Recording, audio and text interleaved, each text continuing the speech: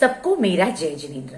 मैं वर्षा छाबड़ा रांची से स्वर्णिम भारत पर अपने कुछ विचार प्रस्तुत करने जा रही हूँ। स्वर्णिम भारत की यात्रा कुछ शब्दों में समेटना किसी अथाह सागर को कठौत में समेटने के जैसा ही है। मेरे लिए भी सीमित शब्दों में इस व्यापक विषय को प्रस्तुत कर पाना अत्यंत चुनौतीपूर्ण है। रामायण के एक प्रसंग में जब प्रभु श्री राम लंका पर विजय प्राप्त करते हैं तो लक्ष्मण कहते हैं, भैया क्यों ना हम इस स्वर्णमयी लंका में ही रहे। इसके उत्तर में प्रभु कहते हैं, स्वर्णमयी लंका अपि न रोचते भ्राता, जननी जन्म भूमिश्च स्वर्गादि अपि गर्यसी। अर्थात एक स्वर्ण भूमि को त्यागते हुए जिस मातृभूमि को भगवान राम लंका स्वर्णमयी लंका से श्रेष्ठ बता रहे हैं, वो पुण्य भूमि और कोई नहीं, सिर्फ और सिर्फ भारत ही है। जी हाँ, हमारा स्वर्णिम भारत।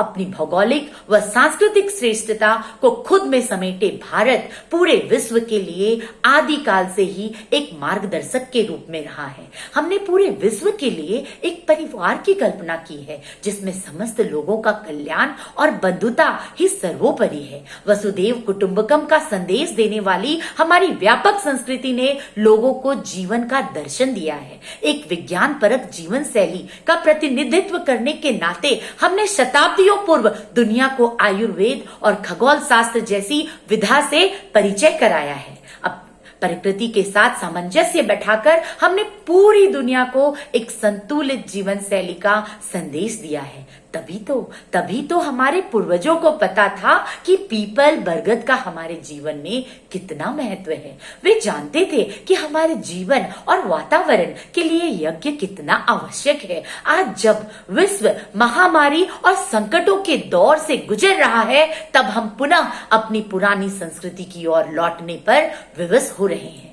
प्रकृति के साथ सामंजस्य की कमी ने पूरी दुनिया में असंतोष और अवसाद को ही जन्म दिया है। ऐतिहासिक पृष्ठभूमि में जाएंगे तो हम पाते हैं कि नगरीकरण के प्रथम चरण अर्थात ईसा पूर्व 6वीं शताब्दी में जब दुनिया में असंतोष अपने चरम पर था, वैश्विक साम्राज्यवादी की नीतियां और सभ्यताओं के प्रसार ने लोगों को भौतिक रूप से संपन्न तो किया था, लेकिन आध्यात्मिक और चैतन्य की पीड़ा से लोग स्वयं को अंधकार में मार्ग में पाते थे।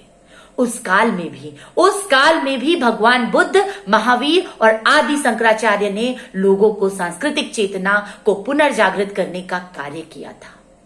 जब पूरी दुनिया साम्राज्यवाद की नीतियों पर चल रहा था, तब हमने सत्य, अहिंसा, शौर्य, अपरिग्रह और ब्रह्मचर्य का संदेश दिया।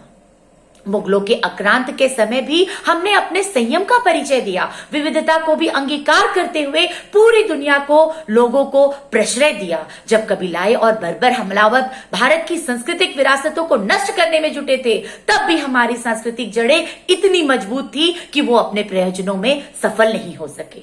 हमारी संस्कृति आज भी अक्षुण्ण बनी हुई है। मुगलों के बाद ब्रिटिश साम्राज्यवादियों ने भी इसी राह पर चलकर सत्ता प्राप्त की। स्वयं को एक अधिष्ठाता के तौर पर स्थापित करने की उनकी चाह भी भारत की जड़ें नहीं काट पाई। बौद्धिक रूप से भी पश्चिम की संस्कृति को थोपने की उनकी कोशिशें भी सफल नहीं हो सकी और अंततः भारत की पंतंत्रता समाप्त हुई और दुनिया के सबसे बृहत लोकतंत्र की स्थापना के साथ एक नए भारत का उदय हुआ, जिसमें पुरातन संस्कृति की जड़ें भी थी और आधुनिकता की चुनौती भी। आज भारत पुनः वैश्विक नेतृत्व के लिए तैयार है। 73 वर्षों की आजादी के अनुभवों और देशभक्ति के मिश्रण के साथ आज भारत स्वाभिमान के साथ विश्व में एक प्रभावशाली स्थान रखता है। भारतीय प्रतिभा अब दुनिया के कोने कोने में अपना डंका बजा रही है। जिस भारत को कल तक एक गरीब और कमजोर राष्ट्र समझकर वैश्विक बिरादरी से दूर रखा जाता था, आज वही भारत विश्व की चौथी सबसे बड़ी अर्थव्यवस्था के साथ एक मजबूत संप्रभु राष्ट्र बन चुका है।